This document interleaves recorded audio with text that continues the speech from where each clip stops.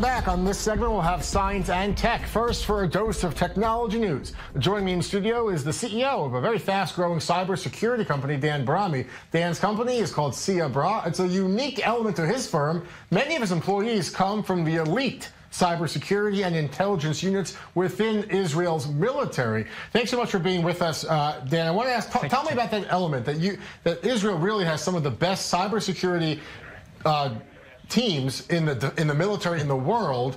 Then many of them leave the military with expertise and looking for a career. How do you help them? That's true.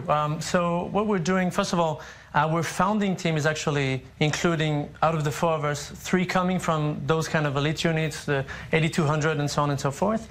And what we're doing is we are using our prior military knowledge that we have gathered either from the cybersecurity aspect or what we call the online intelligence gathering, and we combine that into building that algorithm for a company called Cyabra. So that's what we did. Is there a difference, really, or at some levels it's the same thing, between countries trying to hack other countries and their infrastructure and their secure databases, and companies trying to do it, to get trade secrets, to get emails? Is it similar or is it different? It's a very tricky question. I think that the approach and probably the level of I would say financial needs in order to orchestrate such attacks are probably a little bit different.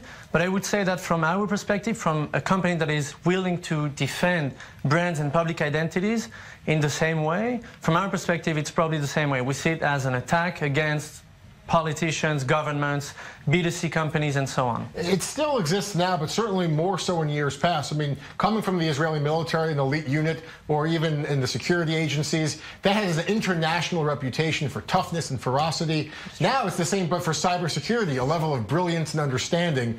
Are you getting recruited for agents and companies from around the world because you're Israeli, because you come from the IDF 8200 units? It's a very good question.